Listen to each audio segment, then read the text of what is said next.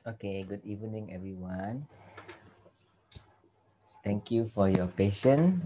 Um, this evening, we are going to look at diabetes mellitus. Yeah, I'm sure that this topic you have learned during your undergraduate and also a common, very common topic. So I don't want to repeat whatever you have learned or what you have known about this topic. So I have given you two cases. Then based on those two cases, let us review the topic of diabetes, and hopefully you will learn something new. So I have introductory case which is not in your cases that I have given you. This is just to illustrate and introduce. John, a 45-year-old man, came to pharmacy to buy multivitamins at 9 a.m. So in the morning. He saw a notification about free health check offered in the pharmacy. He has not taken any food or sweet drink since 12 a.m. last night. His capillary blood sugar is 7.5 millimole per liter. His body weight is 75 kg and his height is 165. BMI calculated 31.25. The pharmacist asked him to have his breakfast and comes back again after 2 hours. His second finger prick is at 11:30 and the value is 11.5. He denies having polyuria and polydipsia. So, by this short history, what do you think of this person? Let us just have more discussion. Yeah.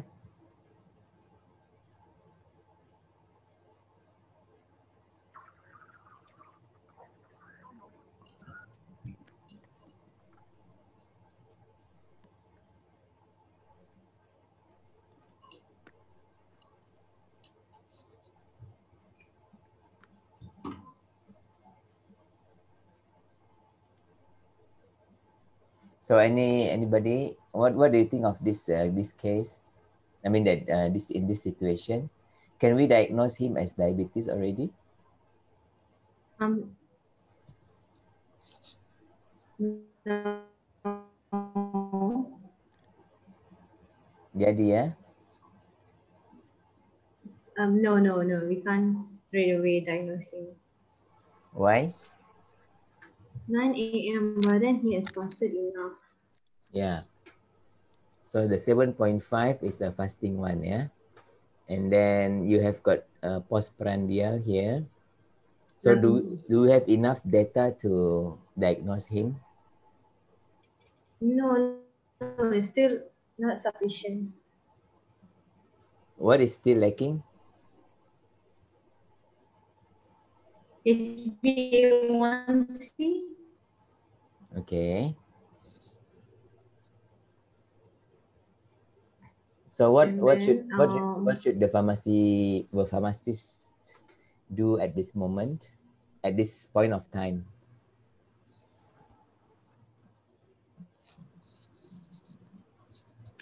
can ask him to go and meet a doctor, or he has to like repeat the glucose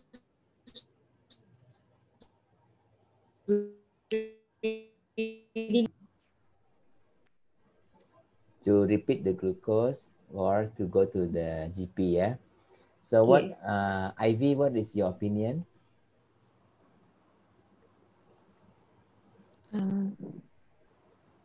Maybe you should go for a checkup for the HbA1c Mm-hmm. for blood tests.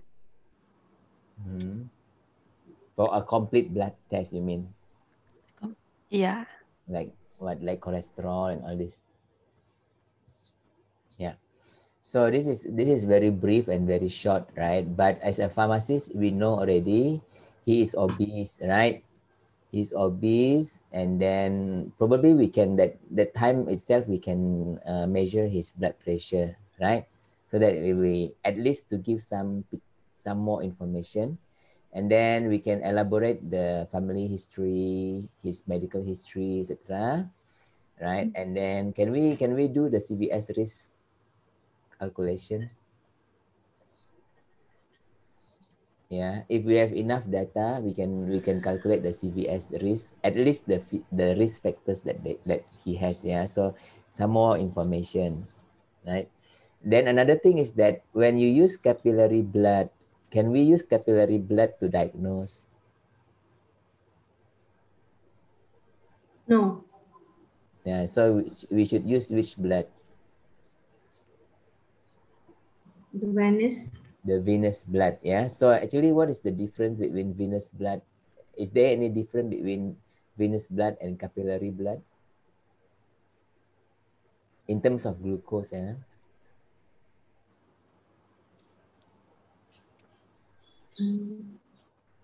So if you read further, yeah, actually the capillary blood, yeah, tends to have a higher glucose, yeah, higher by 25%.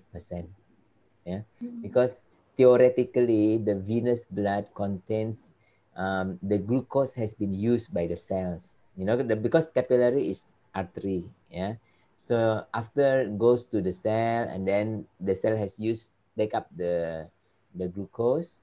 So in the venous is the like already the balance, yeah, of all the glucose that we have used.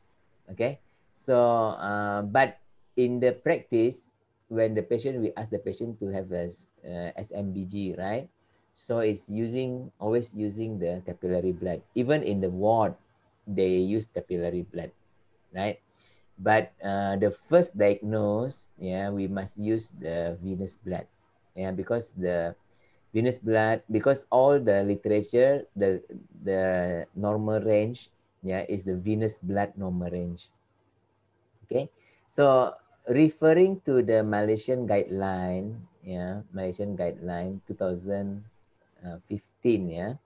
So we divide the patient with symptoms and without symptoms. Yeah, like this person is without symptoms because he denies polyuria, polydipsia, nocturia. Yeah.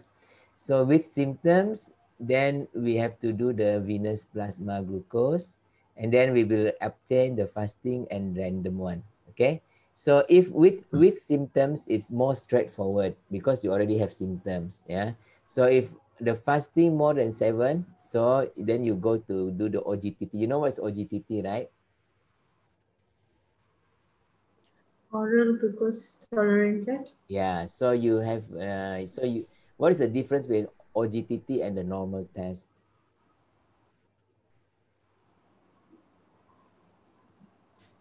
The OGTT is where we give the patient glucose and then we check back in another 2 hours time. Yeah.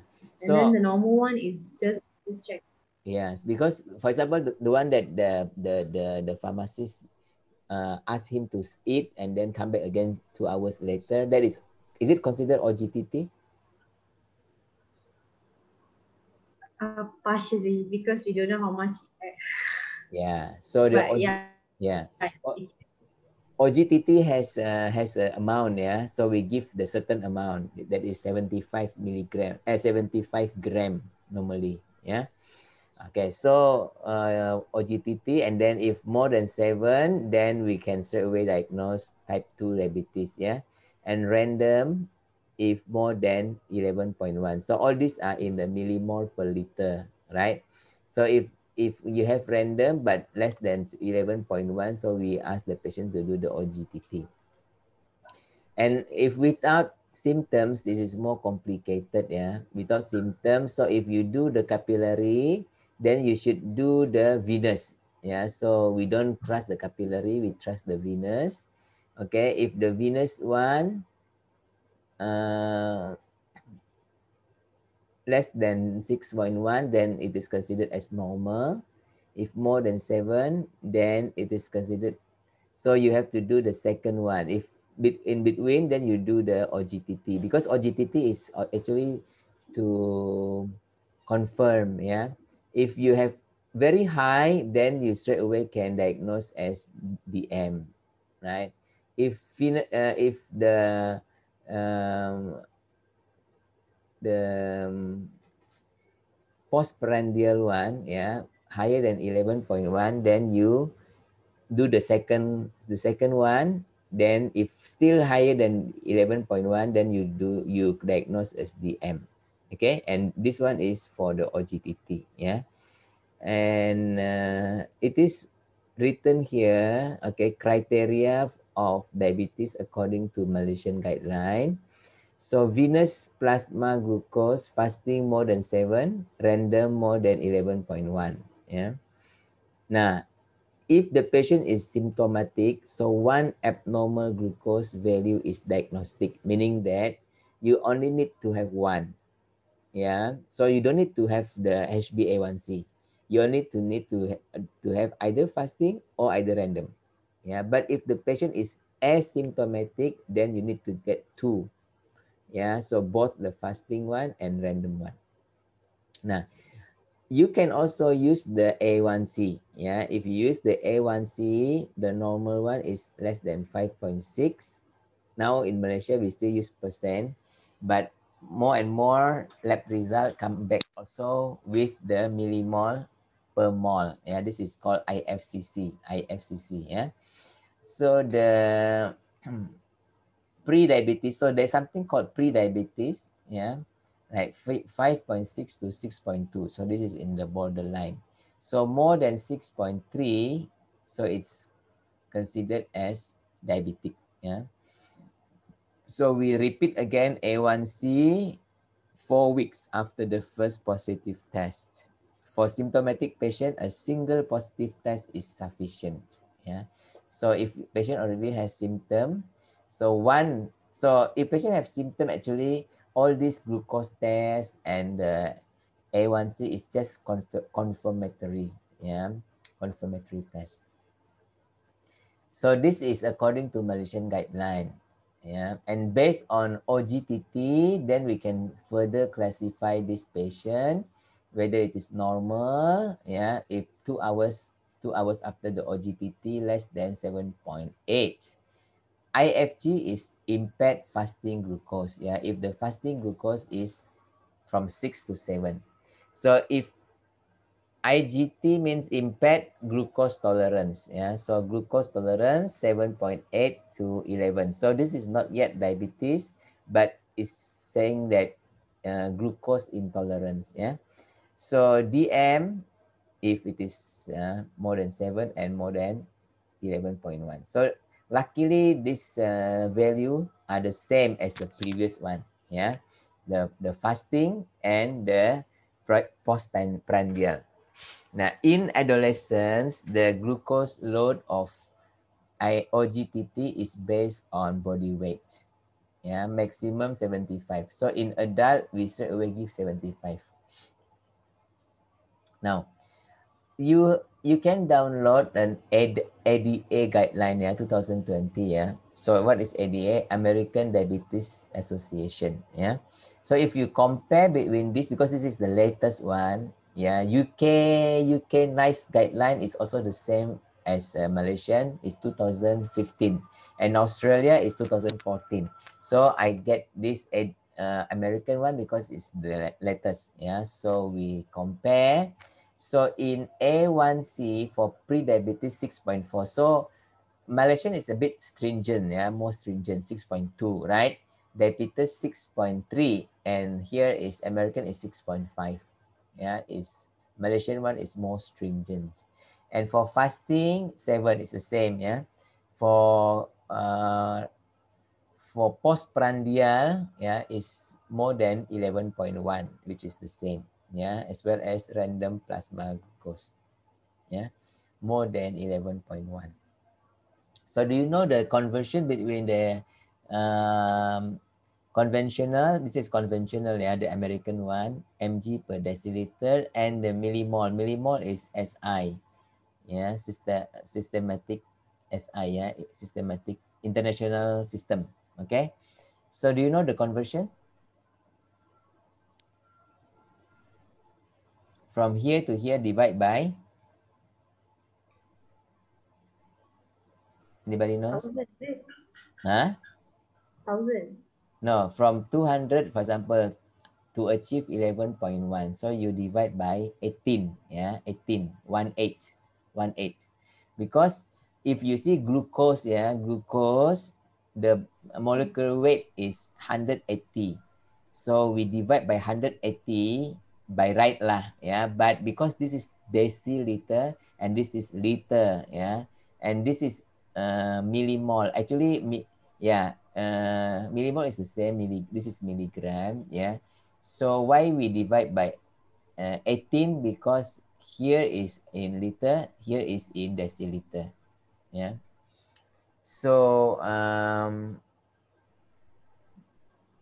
all right, gram by right, if you divide by 180, we will be one something, yeah. But that one will be in deciliter because we are in liter, so times 10, yeah, times 10. Okay, all right. So just remember it is 18, yeah, 18.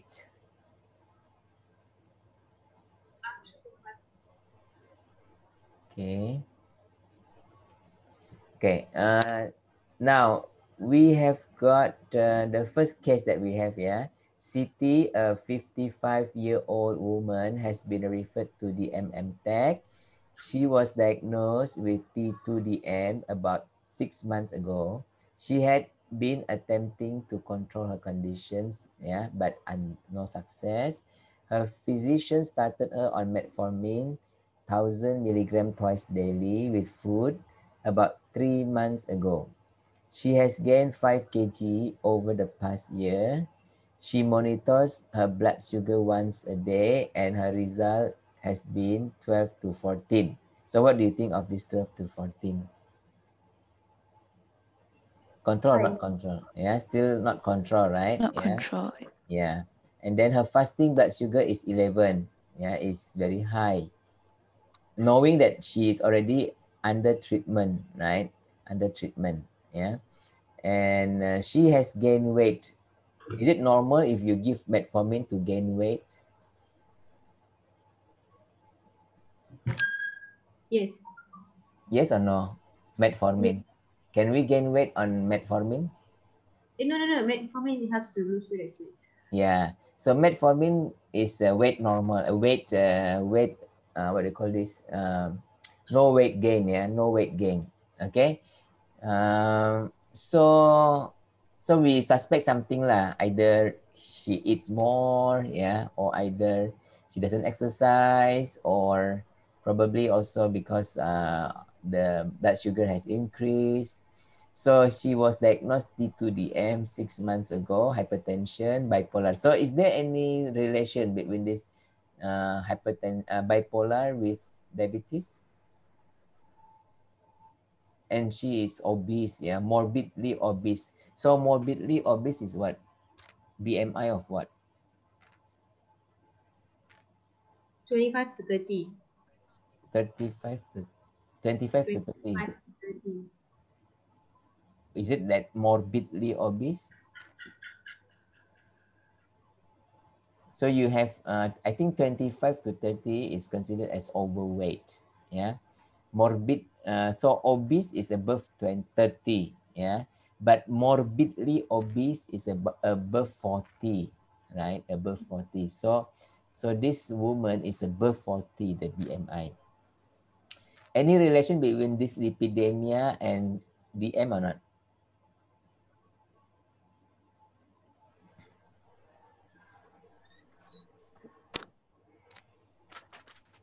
Which one comes first? DM come first or dyslipidemia come first? Dyslipidemia first?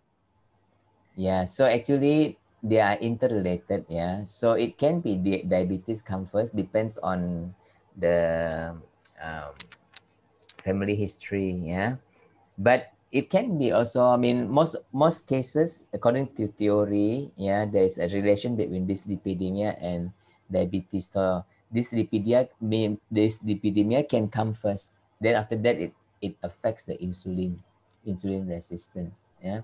So the family history is prominent, yeah, because the father has history of hypertension, hyperlipidemia, and brother has DM, and mother has dyslipidemia and hypothyroidism. And then, so use of olanzapine, do you think, is there any relation with DM or not? Use of olanzapine? Or any relation with her condition now?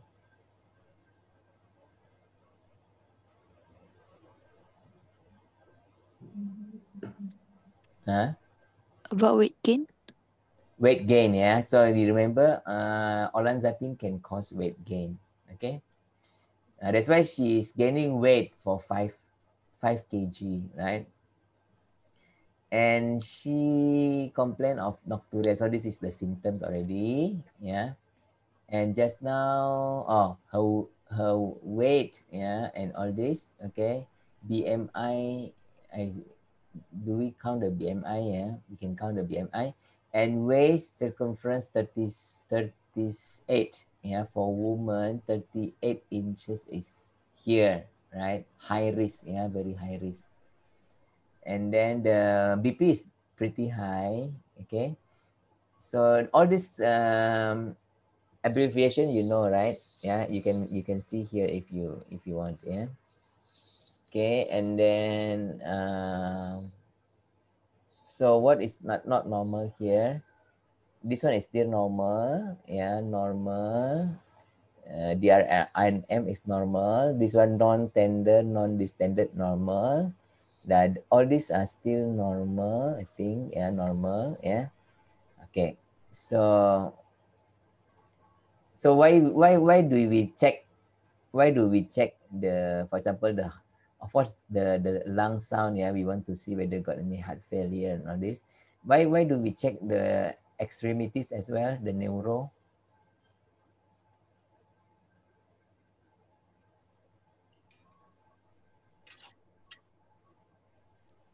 If there is any diabetic neuropathy. Yeah, so we want to see whether there's any diabetic neuropathy, yeah. Same as the eye check as well, yeah, diabetic retinopathy, yeah. But for this patient is still okay, yeah, there's no retinopathy.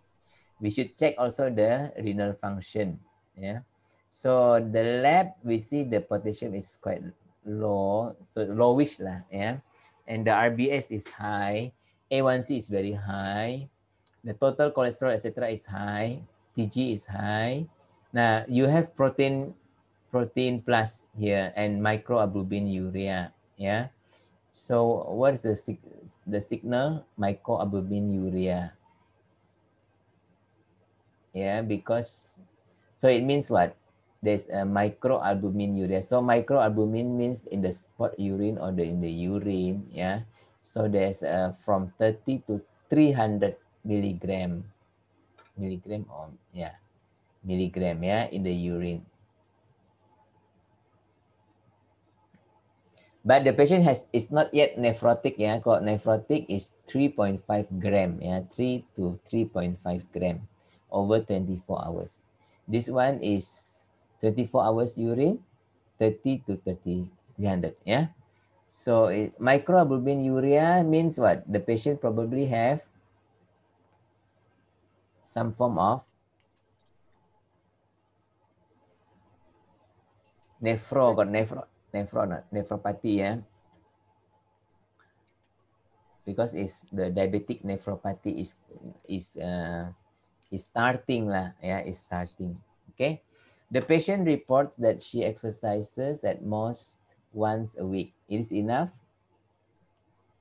Not enough, yeah. And having erratic eating schedule, and her glycemic control has worsened from A1C 8.9 6 months ago, so now become 10, right? She had moderate weight gain of 5 kg, and then she tends to use food to treat her symptoms of depression. So this also answers our query, yeah, why this patient gaining weight, yeah. First, probably because of the olanzapine. Secondly, maybe because of the what do you call snacking, yeah, the snacking, yeah, because you use to eat food to for the depression. Yeah. So it's quite common in ladies, right? Okay. Target of therapy according to Malaysian guidelines. So for this patient, what will be our target? Yeah. So these are the target. You can refer to the guideline. Yeah. So the A1C should be less than 6.5. Okay. And fasting should be 4.4 to 7, 4 to 8.5. That is the postprandial. Yeah. And then you have the target of triglyceride as well, HDL, LDL, and the blood pressure, yeah, and the exercise, and then the body weight.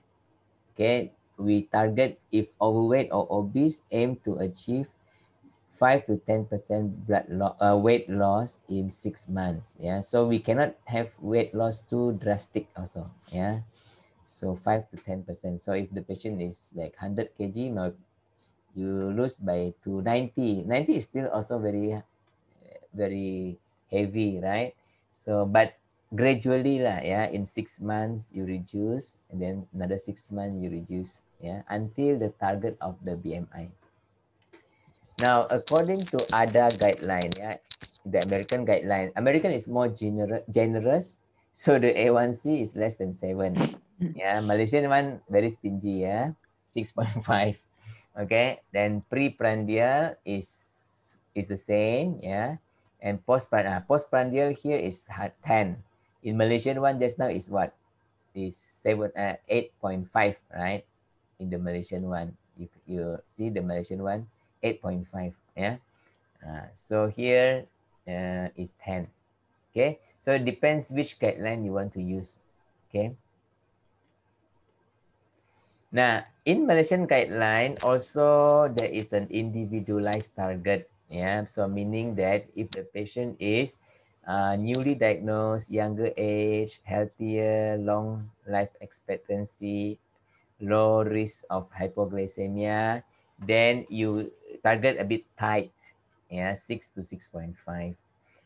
So if less tight, 7 to 8, yeah, if the patient has comorbidity like coronary disease, heart failure, short life expectancy, prone to hypoglycemia, then you have less tight, yeah. So now my question, yeah, why if you have comorbid like coronary disease, heart failure, isn't it have to be more stringent, more tight?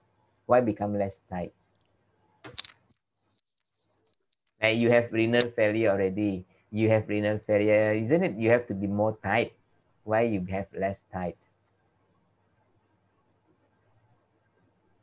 Anybody wants to try to answer?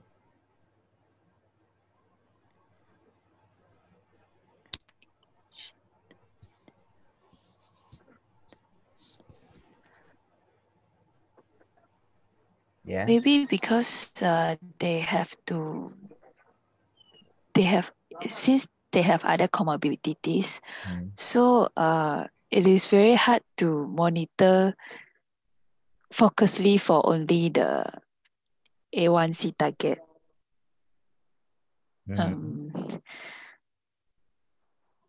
So like so it is better to keep it less tight so that the patient won't feel I mean it's better to less tight because they have to not only to care about the A1C but also other comorbidities. Okay.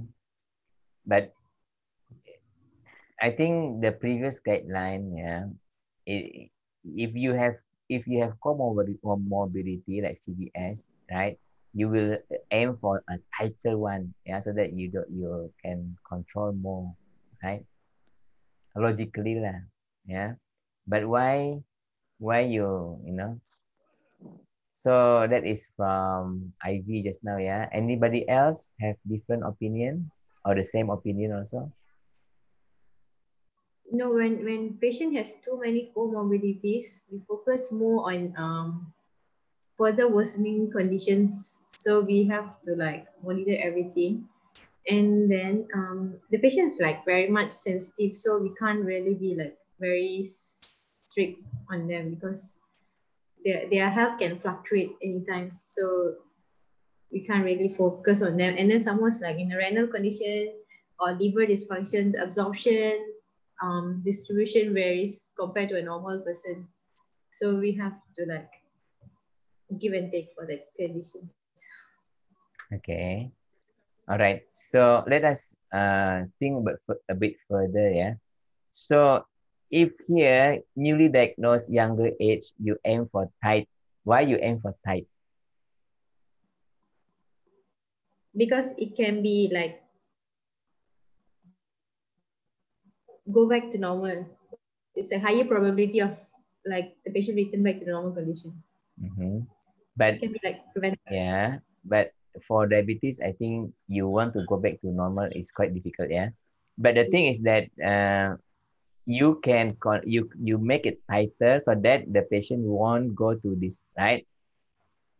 So to prevent for Yeah. complication, yeah. So instead of, let's say, you get complication for 5 years, you can extend to 10 years, 20 years, still better, right? So you make it tight because you want to, to prevent complication, yeah. But if low risk, okay lah, low risk of hypoglycemia, you tight lah, yeah. But if you're prone to have hypoglycemia, don't be too tight, yeah. But like you have short life expectancy, like maybe you have cancer or you have heart failure, yeah. So you less tight. Why? I think you already have all these things, yeah. So we don't even have to prevent because no need to prevent anything, yeah. So it's too late to be tight, right?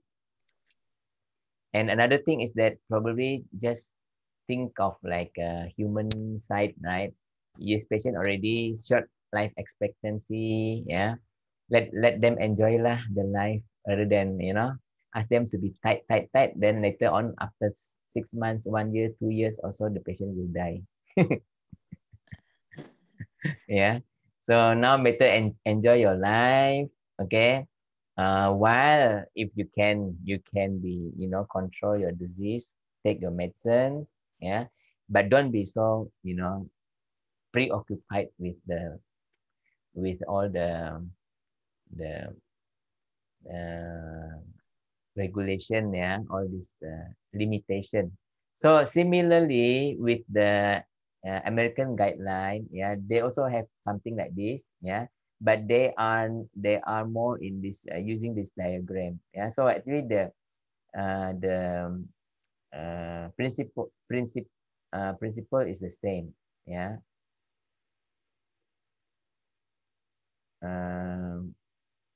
Yeah, so principle is the same. So for example, you have less stringent, so A1C can be 7. 7 is the target, but you can have less stringent. It doesn't say that 8 or whatever. So less stringent lah, yeah. So if the patient have long-standing disease, life expectancy short, yeah, severe comorbidity, severe vascular, etc., etc. Okay. If the patient is just diagnosed and life expectancy is still long, so you be more stringent. It's the same principle. Yeah. Okay. So next. Okay. So this is kind of summary of the medicines. Yeah. So you have medicines that inhibit the absorption, yeah, like inhibit the hydrolysis, yeah, of the glucose, yes, from starch, yeah, to glucose, yeah. So this is the alpha glucosidase inhibitors, yeah. So you have got metformin, yeah, that prevent gluconeogenesis, yeah. You have got thiolidinedione, yeah, and then you have got GLP-1 1, yeah, and then you have got DPP4, okay, and then you have got sulfonylurea. Where is the sulfonylurea? Sulfonylurea is secretagogue, yeah, secretagogue sulfonylurea, which increase the release of insulin. And then the latest one is dapagliflozin, yeah, the SGLT in X2 inhibitor. Okay. So are you aware of this new drug? Yes. Yeah, heard of it. Yeah. So do you know how it works?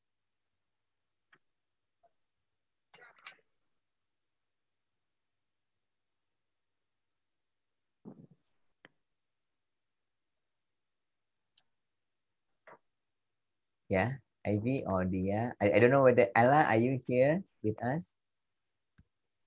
Yeah. Oh, okay. So good that you're here. So have you heard about this new drug? Do you know how it works? No. No. Yeah. So so if you see the picture here, yeah, for glucose being excreted in the urine, yeah. So something to do with the kidney. Okay. So in the kidney, when we have glucose, glucose can be filtered in the nephron, yeah, bionephron. Glucose can be filtered, but the filtered glucose will be reabsorbed, yeah.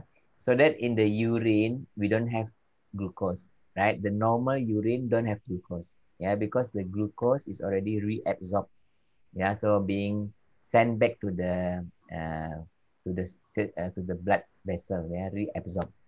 So now what happened? The reabsorption of the glucose, yeah, needs a transporter. The transporter is SGLT2, yeah. So sodium glucose, yeah, transporter, sodium glucose transporter 2, because it is uh, together with sodium. So what we call symporter, yeah, together with sodium. So this is in the tubule cell of the tubule, renal tubule, yeah.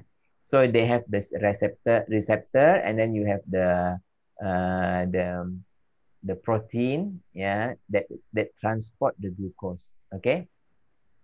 Now what will happen if we give the inhibitor? So we inhibit the glucose reabsorption.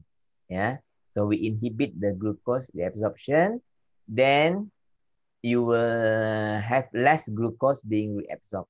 Yeah. So the plasma glucose will decrease. So that's how this new drugs, yeah, SGLT2 inhibitor. Yeah. So by this, you see there will be more glucose going to the urine. Yeah. And so can you guess what are the common side effects of the drug?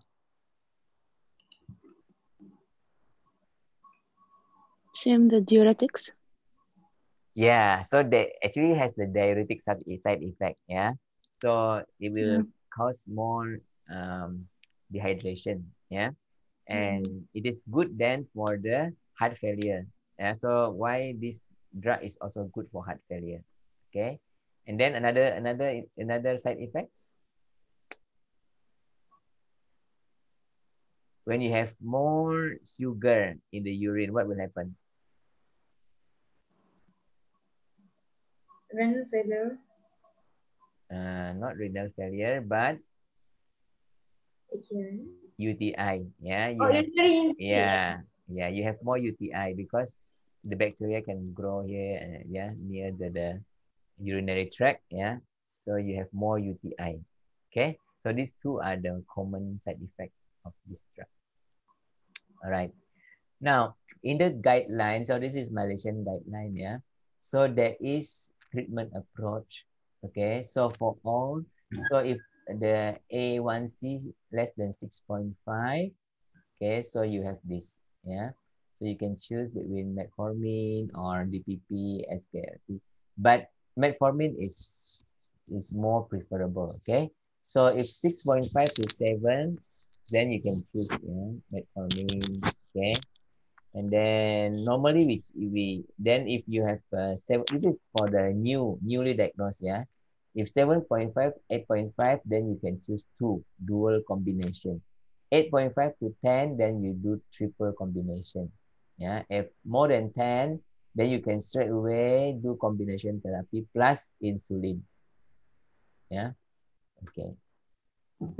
So this is for newly diagnosed. So if you can give 2 drugs for newly diagnosed patient. Now, treatment, what is this? I cannot read.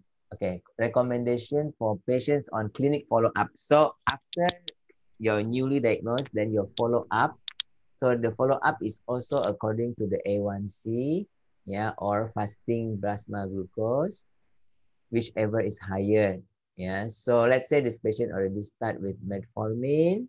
Yeah, if not yet start, then you use metformin. If already start with metformin, then you can add dual therapy, 1 more box. Yeah, or you can add, if already have metformin, yeah, then you add one more drug from here.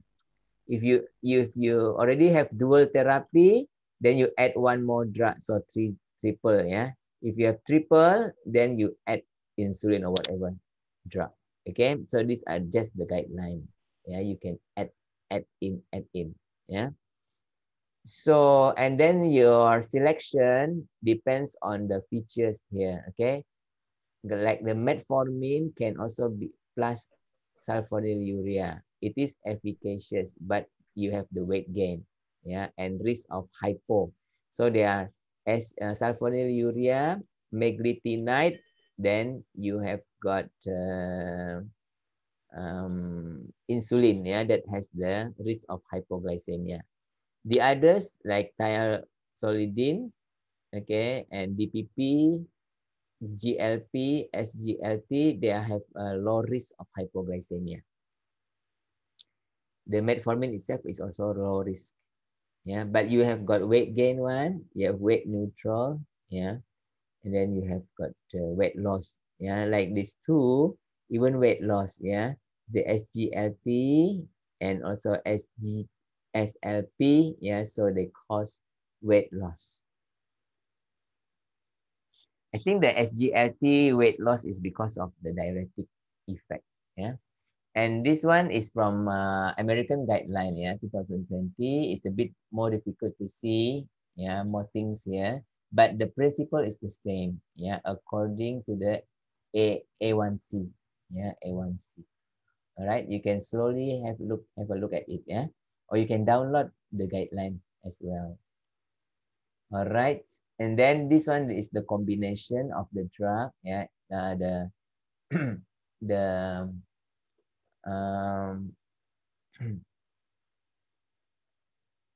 the in some information about the medicines, yeah, about the medicines. Just now we mentioned SGLT2 inhibitors, yeah.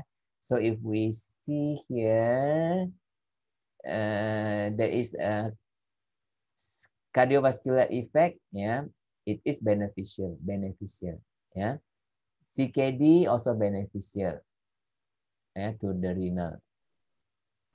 And when you talk about additional consideration can cause risk of bone fractures, yeah, DKA. Nah, genitourinary infections I mentioned just now, yeah. Risk of volume depletion, yeah, hypotension because of the diuretic effect, yeah. But it can also increase the LDL cholesterol, just like the diuretic like thiazide, yeah, it can increase LDL. All right. So that one you can refer, you can review this by yourself. Yeah. All right. So now, so this one is also from Malaysian guideline. Newly diagnosed DM, TDM, symptomatic. Yeah, A1C more than 10, T2DM on maximal OADs. Okay, so if you're newly diagnosed but the A1C is more than 10 or on maximal OAD, yeah, but the A1C is still more than 7. So it means does not achieve the target. Okay, so glycemic abnormality, so we do the FPG, fasting plasma glucose, SMBG, yeah. And then you have got as what is SMBG? Self monitoring of blood glucose, yeah. Okay, so you do the normal fasting, daytime fasting, high fasting, yeah, and start prandial only what this insulin, yeah. So we can start insulin, yeah. So if it is normal fasting glucose, yes, high daytime BG. So the fasting glucose is normal, but only postprandial glucose is high. So we only use the prandial only. Jadi meal time, ya, meal time, ya. If it is not controlled, then only we add basal. You are familiar with the term basal and prandial insulin, ya. Basal insulin is the long-acting insulin which we give 1 or 2 daily, yeah. And fasting, if high fasting, normal daytime, then we use only basal insulin, yeah, or we use premix one. Premix one means the intermediate acting insulin. Yeah, we can use probably 2, yeah, intermediate acting insulin. Okay, or we use the OD. You can have OD one, yeah. Then we change to PD, yeah, or we can use now. If high fasting and high daytime, yeah, means that fasting also high, postprandial also high, then we can use basal bolus. Yeah, what is basal bolus? Basal bolus means you have the basal insulin, yeah, which is long-acting insulin, plus the bolus. The bolus insulin is the pre-meal insulin. Yeah, all right. Nah, according to so what's the difference between Malaysian guideline and American one? Yeah, the Malaysian guideline does not mention anything about the GLP-1RA. Yeah, so the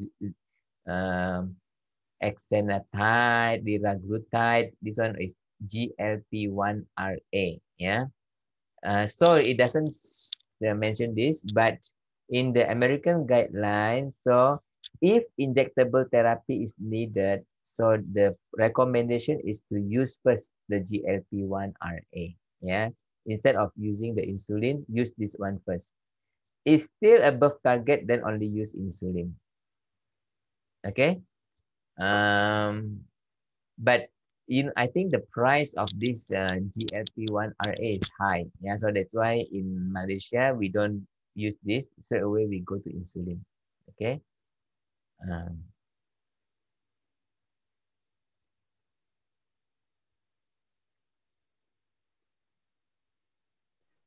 You see here, if already on GLP-1RA, so it means GLP-1 receptor agonist. Yeah. If GLP-1RA not appropriate, yeah, or insulin preferred. So if the patient prefer insulin, then we can give straight away insulin. Yeah. All right. So here there is a guideline. Start with 10 IU, yeah, 10 unit per a day, or 0.1 to 0.2 unit per kg a day. But this one is for type 2 diabetes. Yeah, not type 1, but type 2.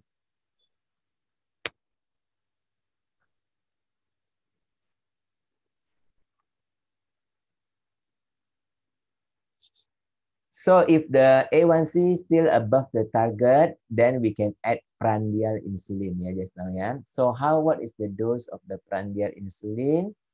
4 IU a day. Yeah, or 10% of basal insulin. So that is for our mealtime one. Yeah. If the A1C is less than 8, okay, consider lowering the basal done by 4 units a day, or 10% of basal dose. Yeah. So the titration, how do we increase the insulin? Yeah, increase dose by 1 to 2 IU, or 10 to 15% twice weekly. Yeah, so it means every 3-4 days. Yeah. For hypoglycemia, determine cause if no clear reason, lower corresponding dose by 10. If the patient have hypoglycemia. Yeah. If on bedtime NPH, consider converting to twice daily. Yeah, because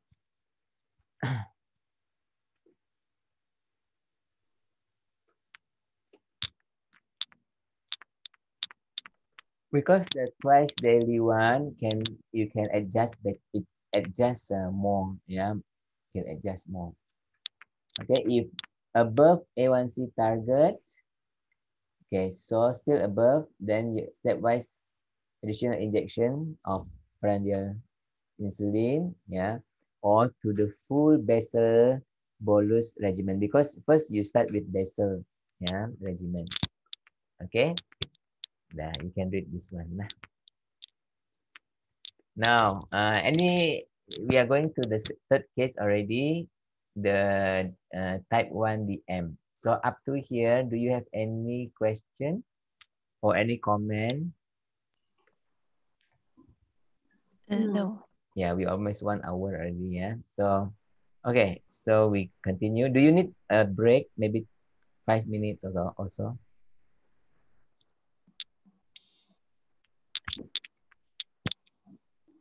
Or we can we can go on? Yeah, I can go on. Okay. So Jennifer, slender means slim, yeah.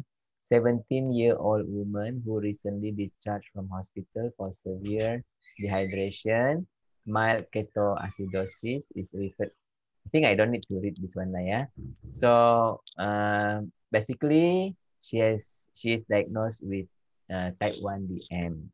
Okay. So by the FPG is high. So which findings are consistent with this diagnosis in Jennifer? What do you think?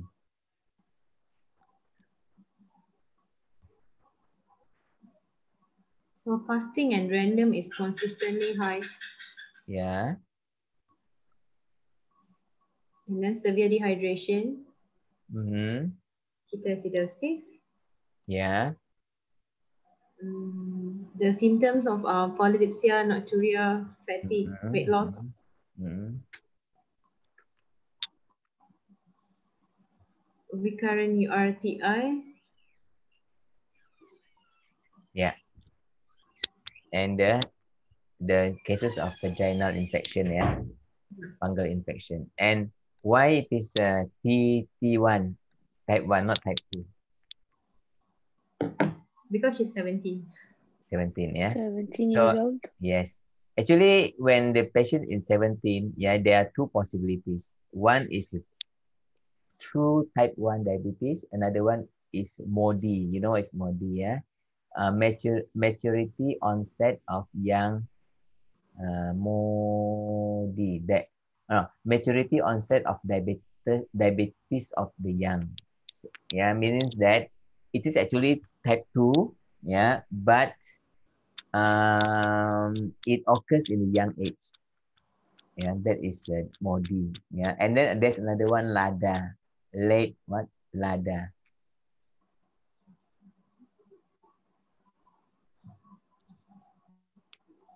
Yeah, there's another term, LADA. Okay, so okay, so the difference here, I don't have to read everything. Yeah, so just that the causes, yeah, here is autoimmune. This is no autoimmune. Yeah, the age onset younger than 30. This one more than 40. Okay. Normally faster onset of symptoms. This one slower because it's chronic, yeah, and this one faster. Okay. And type 1 need insulin. Type 2 no need. Depends, yeah, depends on the stage. And here, patients usually not overweight, and in type 2 usually overweight. So that's why in this case it's called the patient is described as slim, yeah, because it's type 1. And the type 1 has has more risk to have the diabetic ketoacidosis instead of, the more risk of diabetic ketoacidosis. Okay. So these are the pathophysiology and etiology, which I don't have to read, I think. Yeah. And this is also quite interesting to review. Yeah. So the onset of this type 1, yeah, proposed scheme of natural history of beta cell defect. Yeah. So the normal insulin and then release will drop, yeah, over the years time. Yeah. And then there's a honeymoon period. Okay. In an individual with a genetic predisposition, an event such as virus or toxin triggers autoimmune destruction of the pancreatic B cells, yeah, probably during a period of several years. So you see this patient started young, right? Yeah, but it is triggered by a virus or a toxin, yeah, triggers the immune system. Okay. When the number of beta cells diminishes to approximately 250,000, yeah, and the pancreas is unable to secrete sufficient insulin and intolerance of glucose, yeah, that has been created. At this point, a stressful event such as viral infection can produce acute symptoms of hyperglycemia and ketoacidosis. Yeah. Once the acute event has passed, the pancreas temporarily recovers, leading to a remission, okay, which we call honeymoon period. Yeah. Continued destruction of beta cell ultimately leads to insulin dependent state. Okay. So here, insulin deficiency, decreased glucose utilization, starvation activation in adipose muscle and hepatic tissue. That's why the patient become looking lean. Yeah. Increase counter-regulatory hormones, cortisol, glucagon, epinephrine growth hormone, okay, and pro-inflammatory cytokine, yeah, being produced.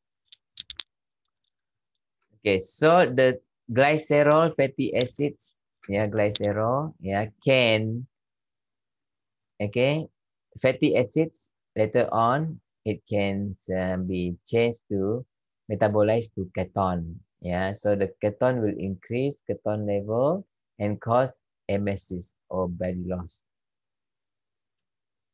Okay, and cause ketoacidosis. Ketoacidosis, yeah, these are the features. Yeah, so you have very high blood sugar, keton positive, sodium decrease, and ion gap increase, pH decrease, total cholesterol decrease, total carbon dioxide, yeah, carbon dioxide decrease.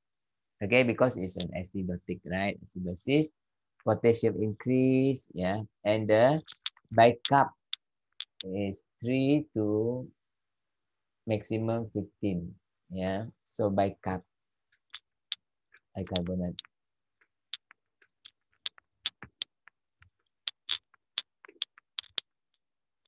So the most important is the pH is low. Yeah, the pH is low. And then you have got keton here. Bagaimana dengan bicarbonate? Kalau ada acidosis, how is the bicarbonate? Yeah, the bicarbonate have to increase or decrease?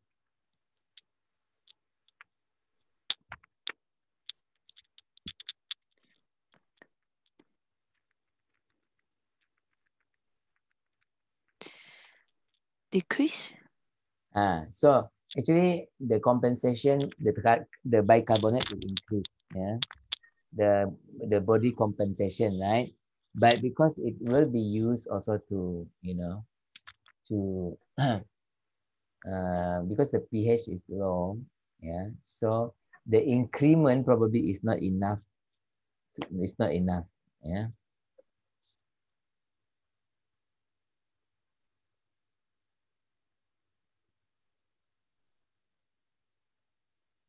Okay.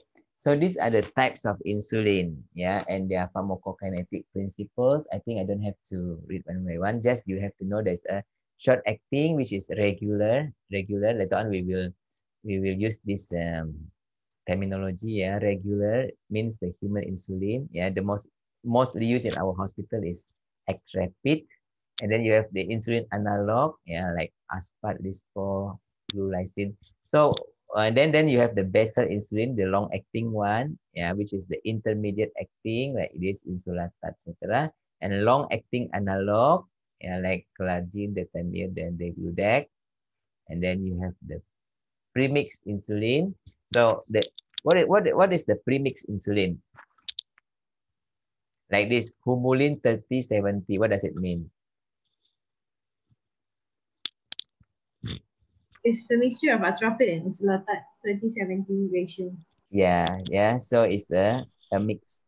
So there is also insulin that protamine, which is being uh, conjugated, with mixed with the salmon sperm, okay, protamine insulin. Yeah, there's a zinc protamine insulin, for example. Yeah, and then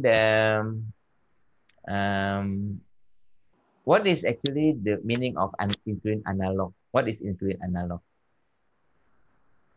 You have insulin analog, which is basal. We have insulin analog, which is the short-acting one. By the name insulin analog, what is it? They're synthetic? They are synthetic, yeah, and then analog, which we have analog means what?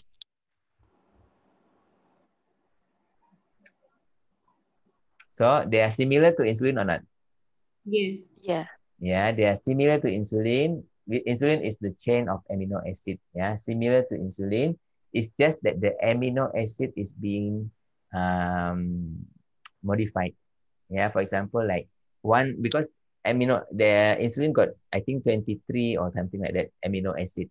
Yeah, so one or two amino acids being changed. Yeah, like for example, like insulin Lispro. So it means the lysine and the pro what so one of the amino acid, yeah, with the pro, I forgot what's the, yeah, so there's a exchange of the amino acid, yeah, like Aspart is also actually a abbreviation, yeah, aspartate, something like that, I think, yeah. So there's Aspart, Lispro, and Glulysin, yeah. Lysine, there's a lysine, right? As an amino, yeah. Glycine and lysine and all this, yeah. So they exchange it. All right. So what is the difference between the regular one and the rapid one? What's the difference? If you see this Onset of action. onset, yeah. So the rapid one is within 30 minutes, within 20 minutes, yeah, faster. And the short acting one, regular one, 30 to 60. So it means that this one have to be given 30 minutes before meal. And this one can be given just before meal. So which one is more safer? Just before meal. Yeah, because why? If you need 30 minutes before meal, now you already inject. Sometimes probably you have got something happen. Yeah, maybe, there's maybe, maybe the simplest one, probably you are talking to a friend, yeah, on the phone, yeah, or chatting, then you forget after 1 hour, yeah, or you're watching TV, then you forget, yeah. Or if you have emergency, probably, like maybe the fire or whatever you forget, yeah, uh, then it can cause hypoglycemia. Okay, and this one is just that you want to eat already in front of your plate, then you inject. Yeah. All right. And for the basal one, this one you have the peak action, and then this one less peak. So which one is more useful, with peak or less peak? With peak? With peak or less peak? So what does it mean with peak? Means that you have the higher insulin, right? And this one this one is like no peak. So the insulin all the same, like throughout 24 hours the same. Yeah, the basal one. And this one some have peak, have the onset, and then you have peak, you have got duration only 8 to 12 hours. Yeah. So it means that this one is longer. Yeah, definitely longer. Okay. And this one you have peak, so it's not so good, because if you have peak, then you can have the hypoglycemia, because the basal insulin is to provide, yeah, very basic level protection, yeah, to mimic our insulin, because insulin is still being secreted, but being secreted more when we eat. But during when we don't eat, we also have secretion of insulin, but very, very small amount, yeah, continuously. Now, for Jennifer, okay, so we have got a few type of the regimen. Yeah, this one is you give a intermediate acting one, so then you give twice a day, right? Because intermediate acting you give twice a day. Then you give a rapid or short acting insulin. Yeah, short acting, rapid, then the intermediate, rapid, the intermediate. Yeah, or you have got intermediate, two intermediate, yeah, and then you have got rapid or short acting. What is the difference between these two, A and B, for example? What is the difference? The difference is here you are giving it in the dinner time, and this one you are giving in the bedtime. Yeah, the intermediate acting, the dose given at bedtime, this one given at the dinner time. Okay, and the C and D, yeah, C you have got rapid or short acting 3 times, because this one is 2 times only, yeah, and then you have got the long acting before bed. Okay, or you have got bolus, you are giving the rapid insulin, all right, and then you give another insulin, rapid acting. Yeah, there are 4 times of rapid acting plus the basal insulin. Yeah. Okay. Oh, sorry. This is the bolus one. Bolus only. Yeah, bolus only. They don't give the long acting insulin. Just bolus. All right.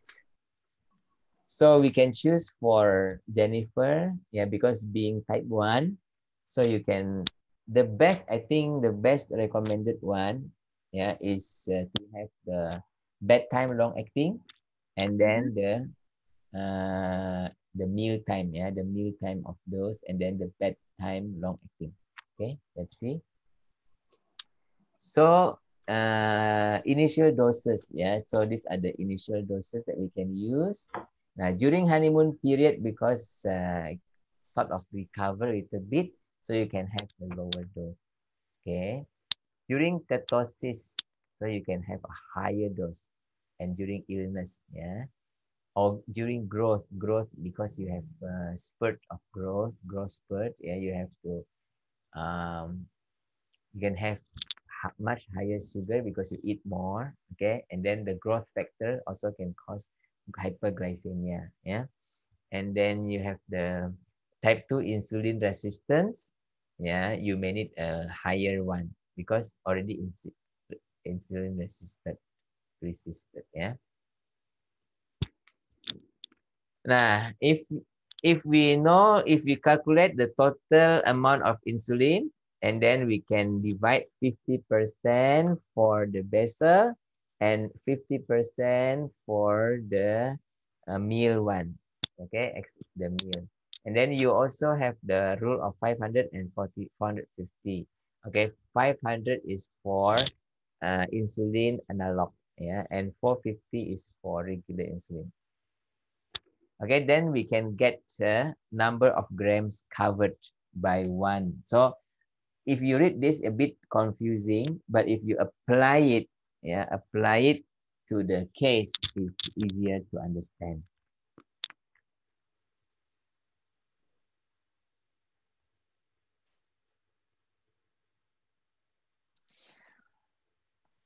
Right, so now there's a correction factor, which is the rule of 1007 and 1005.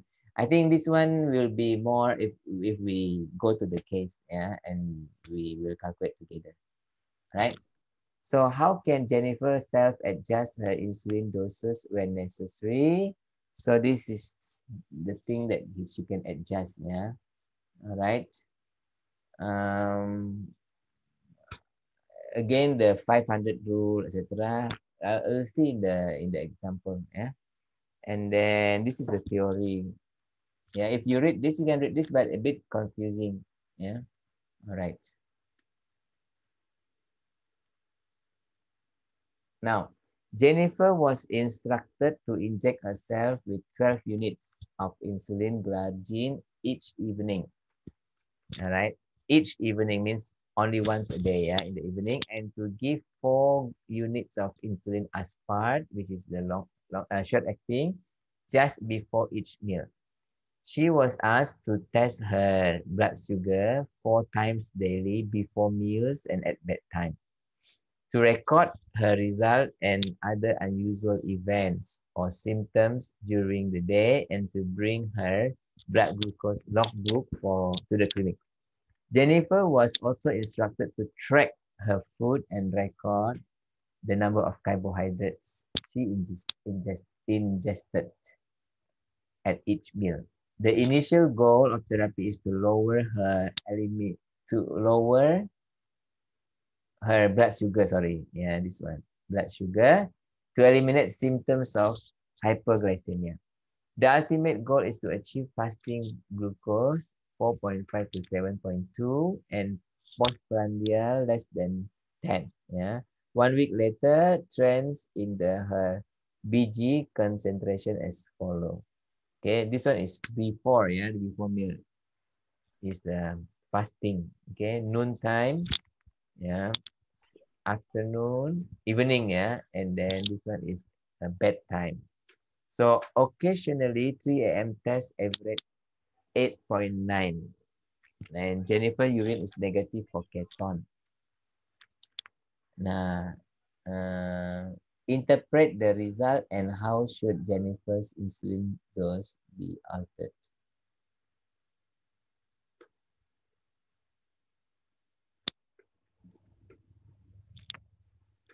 All right. So how do we? So what do you think of the concentration, etc.? Has she achieved the target? Not yet. Not yet, The target, both the fasting target, and then the target before the meal is still high. Although this one seems to be okay, right? But it's still high overall.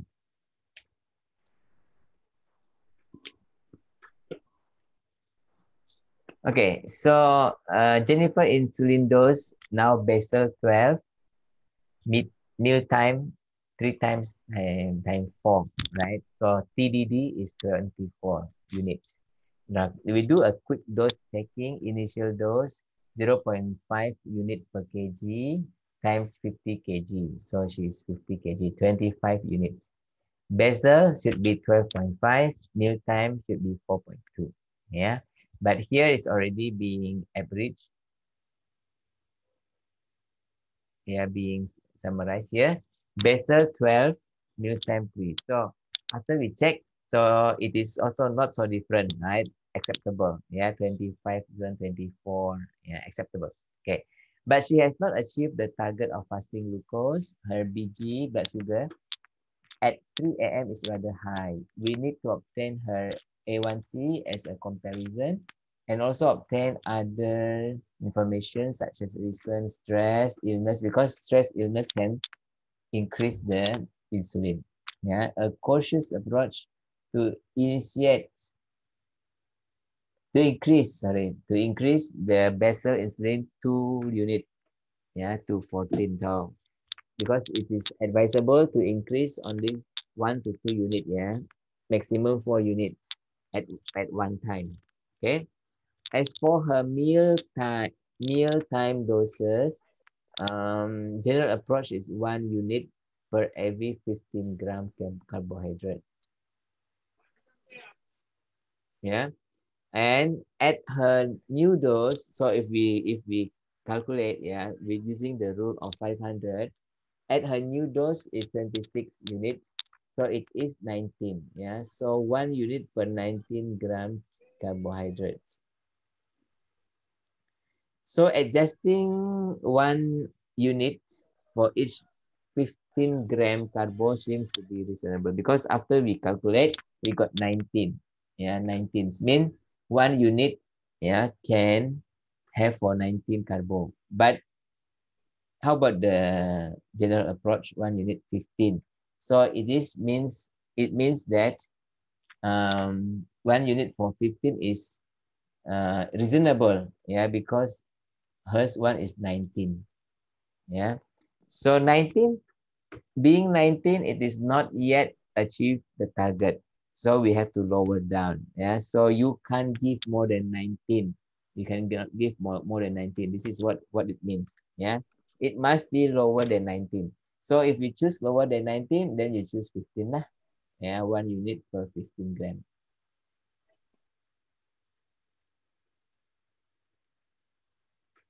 Now, Jennifer is getting more comfortable with carbohydrate counting and adjusting her insulin doses accordingly. A review of her food diary reveals that for the most part, she is able to determine appropriate serving sizes of 15 gram carbohydrate. She admits to difficulty determining carbo amounts when eating out. As a result, Jennifer notices that her preprandial blood glucose concentrations exceeds her goal, yeah, on occasion. Okay, sometimes they are as high as 11.1. Evaluate Jennifer's blood glucose trends. How should occasionally high preprandial blood glucose concentration be managed?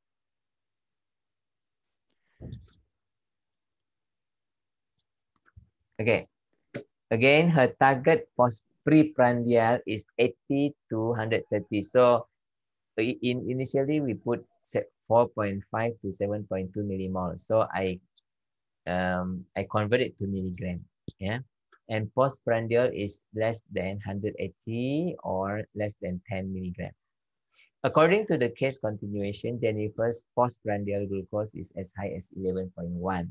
Okay, and her preprandial are often above the target. So conventional adjustment, 1 to 2 unit for 30 to 50 milligram per deciliter. Yeah, or 1.7 to 2.8 millimole per liter above the target. Yeah, so means that, for example, your target is 80. This one, we are using the milligram. Yeah, if the target is 80, then if your blood glucose is 150, means 150 minus 80, so it's around 70. Yeah, so okay, so alternative method using 1700 rule for rapid insulin analog and 1005 for regular insulin. So depends on which insulin she used, yeah, whether it is analog or it is the normal regular insulin.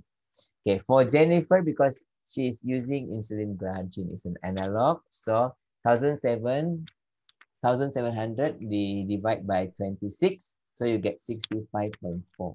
Yeah, so the following algorithm will be used. If less than 80, yeah, you give 1 unit less. Okay, 80 to 130. So it means what? This one is the target, right? 80 to 130. So it's normal dose given. If 131 to 195, because it's 65, yeah, 65. So you time 65, then you have two more. You can increase by 2 unit more, yeah. If 261 to 300, so after every 65, yeah, you increase, okay. So this one I calculated wrongly, yeah, 60. Let me change. Okay. Is it 65? This one is correct, but this one is wrong. 65 means here. Okay. So now, if the blood glucose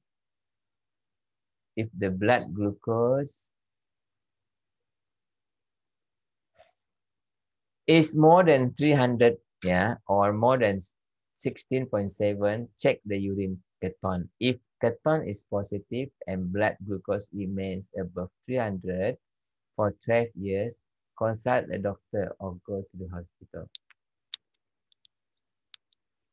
Yeah, because we don't want this patient to fall into the ketoacidosis. Now, Jennifer returns after 1 month. She is currently using 14 because we increase it, right? 2 unit, yeah, to 14 of insulin glargine each evening, 1 unit of insulin aspart for each 15 gram carbo ingested at mealtime, and a high sugar correction factor of 1 unit of insulin aspart for every 70 days. 70 milligram, sorry, for every 70 milligram per deciliter, yeah, and above 130 or 7.2 millimole.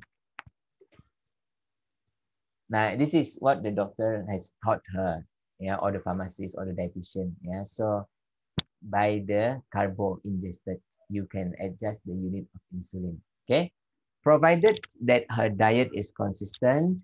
Her SMBG is this one, yeah. So 7 a.m. means this one is the fasting one, yeah. Is 7.8 to 100, yeah. Noontime, this one is what she's getting now, okay. And you see the 3 a.m. become very low, yeah, but this one is low, yeah, low, considered low, right? Now, overall, Jennifer feels her diabetes is in good control. Her energy has returned to normal. Her nocturia has diminished, but she occasionally gets up 1 to 2 times, yeah, nightly to urinate. Jennifer has also noticed that nightmares and sweat sometimes awaken her. When this occurs, she generally has something to eat because she feels hungry. She's able to get back to sleep, but wakes up the next morning with a splitting headache and hangover feeling. Okay, Jennifer's weight remains the same and she has begun to develop some consistency in her dietary patterns with the help of a dietitian. She has been consistently correcting her pre-lunch and pre-dinner insulin doses by adding or subtracting 2 units from her pre-meal insulin doses based on her pre-meal blood glucose. The A1C for the last visit is 7.3. Yeah, has she achieved the target?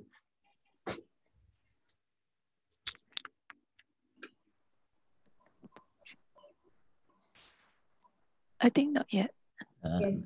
Yeah, a little bit more. Yeah, a little bit more. But Yeah, but it depends on also about her preferences, right? Evaluate the Jennifer's blood glucose values. What are possible causes of fasting hypoglycemia? What would you counsel her to do? Okay, when evaluating morning hypoglycemia, several causes must be considered. Okay, an insufficiency basal dose of insulin. If the basal dose is insufficient, hepatic glucose output during the fasting state will be excessive, thereby producing hypoglycemia. Yeah. And then insufficient dinner coverage with insulin aspart. So because during dinner, before dinner, you have to give insulin, yeah, the short-acting insulin. So if insufficient, resulting in hyperglycemia that persists into the morning, this can be distinguished from an insufficient basal insulin by assessing glucose control at bedtime. Okay, reactive hyperglycemia in response to nocturnal hypoglycemic episode. So this is called Somoi effect and rebound hyperglycemia. Yeah, so means that because you have nocturnal hypoglycemia, yeah, probably your basal insulin is too high, then you have nocturnal hypoglycemia. So when you have hypoglycemia, so the body produce glucagon, yeah, and then the glucagon will cause the hepatic gluconeogenesis, yeah, and then the breakdown of glycogen, etc. So an excessive, so it can increase the glucose by the morning, in the morning. Yeah, an excessive bedtime snack. Okay, when you have snack at bedtime, then you carry over the hyperglycemia to the morning. Or the dawn phenomenon. Dawn phenomenon is because of the raise in growth hormone. Yeah, and for Jennifer, it's not the case now. Yeah, it's not the raise in growth hormone. Now, Jennifer is now taking insulin glargine. So for Jennifer, we say that it is because of this one, yeah, reactive hyperglycemia. Okay, Somoi effect. Okay, Jennifer now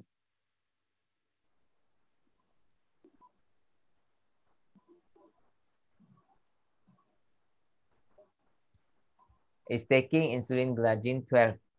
Initially, it is 12, then go to 14, now go back to 12, yeah, because of the drop of the blood sugar at night, and early morning sugar is high, okay? And using an insulin to carbohydrate ratio 1 to 15, 1 unit insulin aspart for every 15 gram carbohydrate at lunch and dinner, and 1 to 12 at breakfast.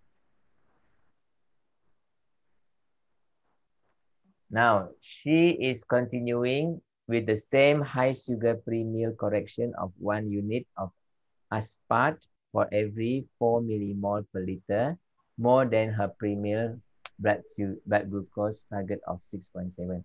2 weeks later, she brings her BG record. Okay, so you have the record, which is quite nice already, right? Yeah, but you have got this one, early evening low. Yeah, and at night also quite low. Yeah, so Jennifer feels, not fails, yeah, feels, okay, I'll correct them. Yeah, feels that she's now back to normal. She has no signs and symptoms of hypoglycemia, and her weight has remained stable. Occasionally, she becomes hypoglycemic before dinner, but then this most often occurs when her dinner is delayed because of a hectic study schedule. Evaluate Jennifer's BG trends. What could be the cause of her pre-dinner? So you see the pre-dinner, yeah, this pre-dinner hypoglycemia, and how could she be managed? Okay, Jennifer's blood glucose concentration indicate that her basic insulin regimen is generally adequate to overall goal of preprandial blood glucose and less than 80. So now I'm using the milligram per deciliter to be easier. Now, the hypoglycemia Jennifer is experiencing before dinner could be caused by insufficient carbohydrate intake at lunch. Yeah, inadequate carbohydrate counting. So it means that she probably has less intake at lunch. Yeah, so it caused the hypoglycemia at night. Increased activity during the day or an excessive dose of insulin aspart, insulin to carbohydrate ratio too high. Thus, the problem could be resolved by augmenting Jennifer's lunch meal, adjusting the lunch insulin to carbohydrate ratio to 1 unit of insulin for every 18. Because just now 1 unit for every 15. Yeah, so we can adjust it for every 18 of carbohydrate, or adding a mid-afternoon mid-afternoon snack, something like that. Yeah. Okay.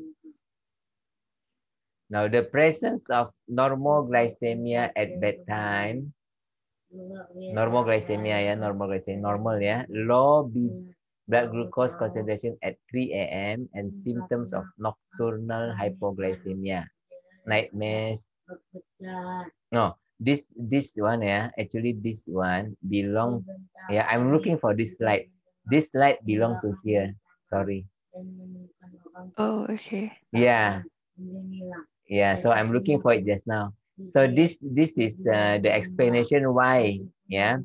So why the presence of normal glycemia at bedtime and low BG concentration at 3, just earlier at 3 low, right? Symptoms of nocturnal consistent with rebound hyperglycemia reaction in the morning. Yeah, the Somoyi effect.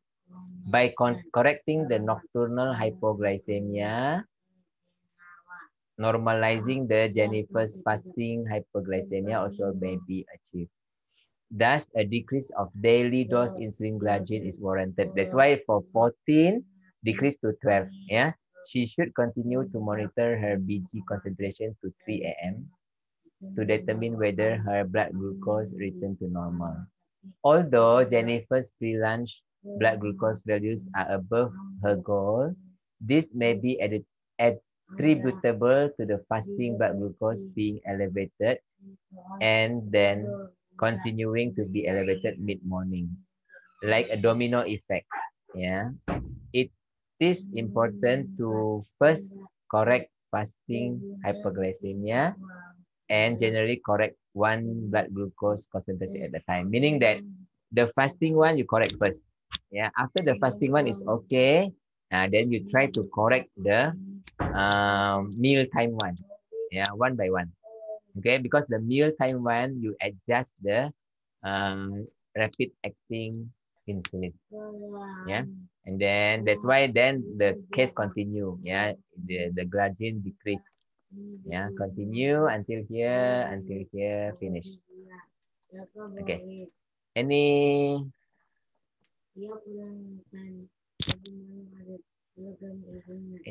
question or not? Comment? Do you think you learned something new? Yeah. For your level, yeah, for master level, okay. But of course, even if you want to be expert, then you have to be really diabetes specialist, right? So if not, you just yeah. But at least it gives us some guide, yeah, how to Idea. how to adjust the insulin. Or at least when the doctor teach the patient how to adjust, we can also, advise the patient and teach the patient. Yeah. Another thing that we haven't covered here, yeah, is the sick day. Because when you're sick day, then your insulin requirement will increase. Yeah. Then you have to give more. Okay. Maybe I will add 1 or 2 more slides for sick day, and I will send to you all together. Yeah, you can read. Okay. Okay. Sure. Yeah, I forgotten that one. Okay. But it's because when I see the slides already 45, oh my God, so 45 slides already. So better to stop. Okay. Allah, how are you? I'm fine. Yeah. So, our next class, I think is on Saturday. Is it okay? Yeah, okay. Because this week I have classes with my undergraduate, and then Thursday I'm not free. So we will do the gout on Saturday, about Saturday at 4 p.m. Is it okay? 4 p.m. Yeah, okay. Yeah, okay. Yeah, 4 to 5:30 lah. Yeah, 4 to 5:30. Because like now we finish about 1.5 hour. And gout is less lah. Gout, the material is less lah. I don't think gout have more. Yeah, this is more. So maybe 1.5 hour can finish.